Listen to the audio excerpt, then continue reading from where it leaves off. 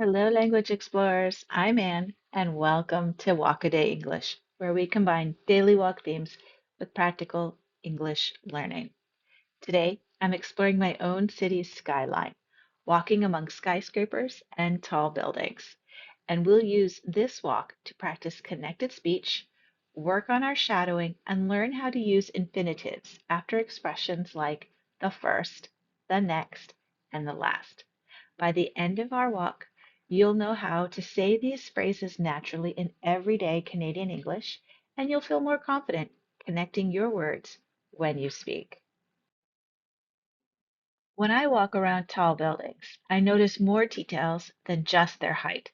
There's always something interesting to look at closely. Today's vocabulary comes right from your walk. Notice the buildings around you.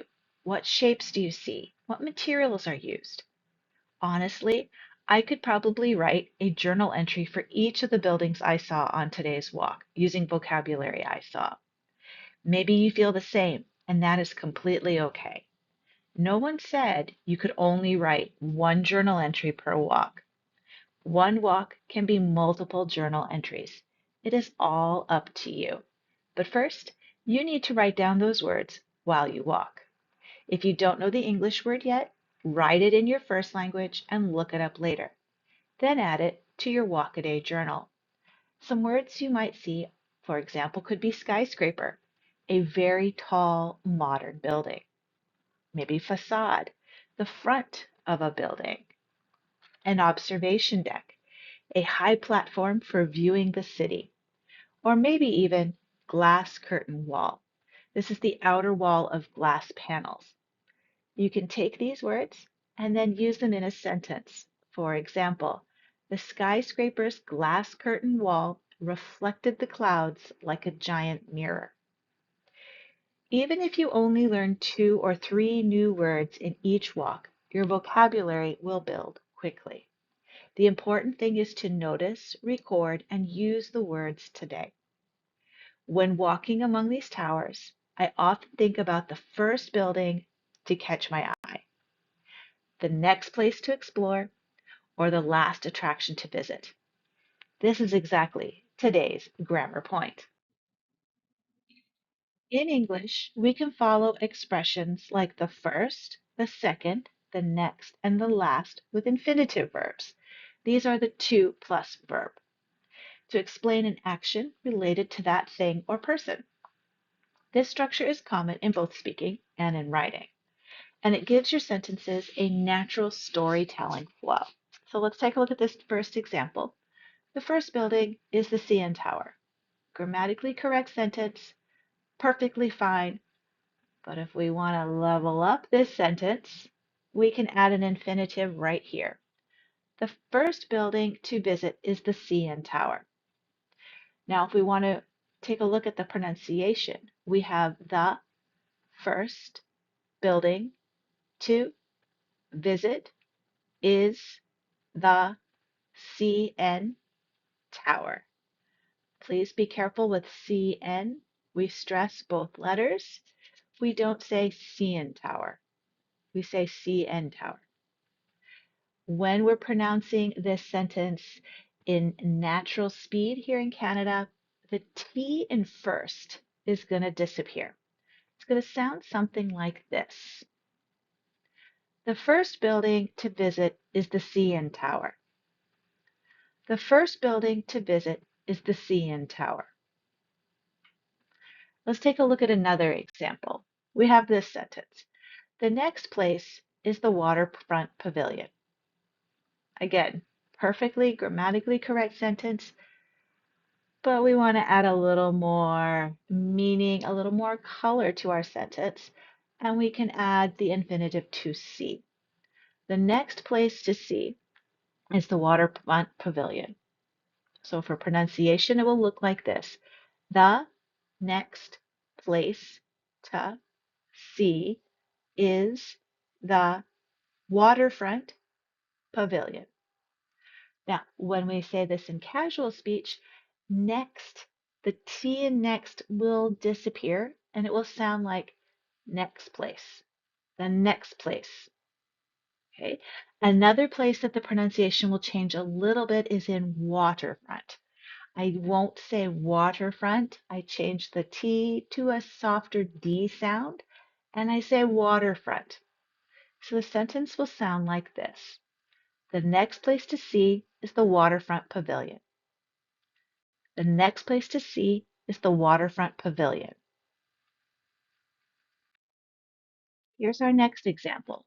The last stop will be the observation deck. To level it up, we can say the last stop to make will be the observation deck. For the pronunciation, each of the words will sound like this.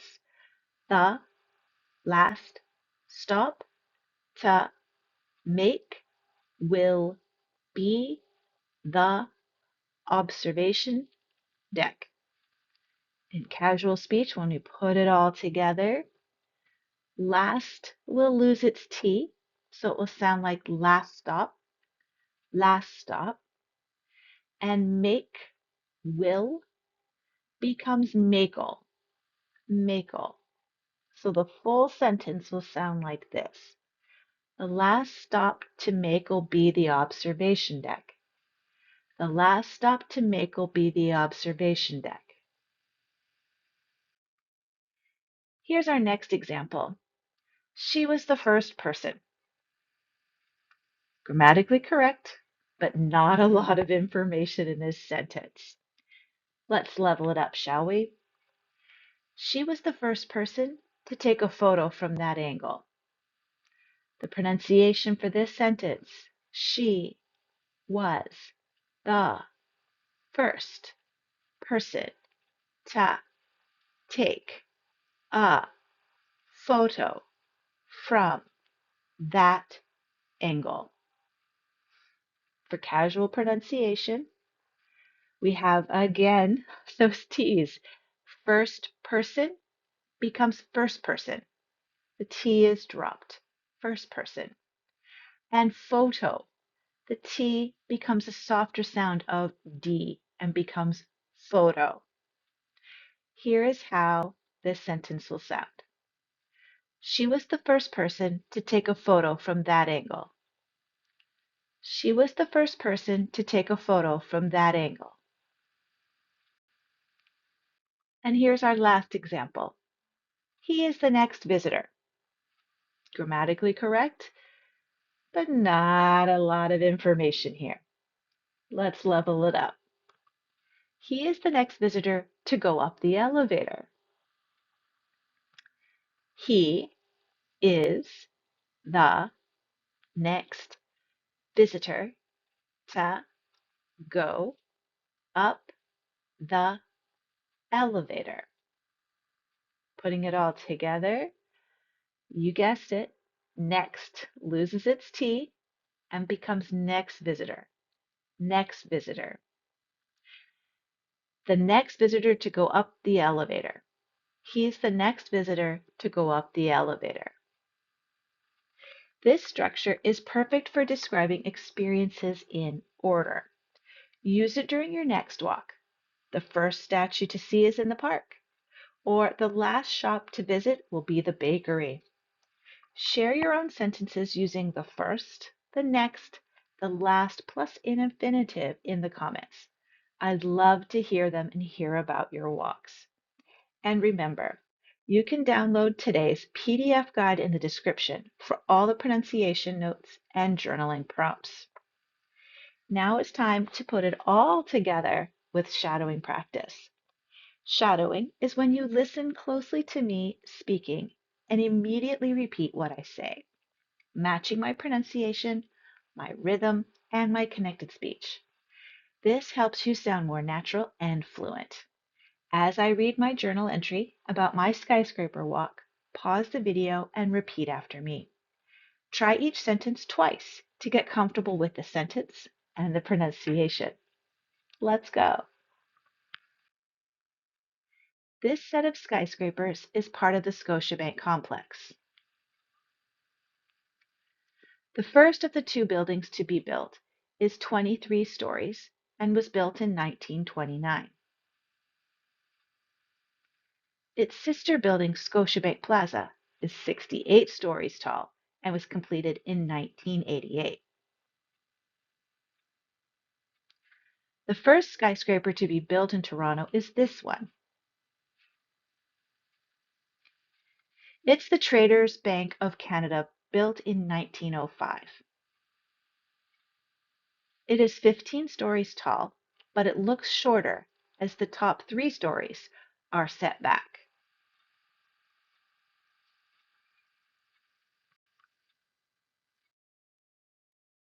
The next record holder to appear in Toronto's skyline was the Canadian Pacific Building. It was built between 1911 and 1913.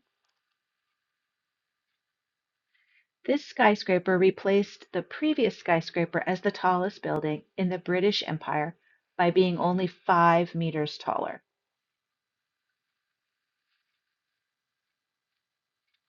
The next skyscraper to take the tallest skyscraper record less than 2 years later was the Royal Bank Building. It is 20 stories tall. It was completed in 1915 and remained the tallest skyscraper until 1928.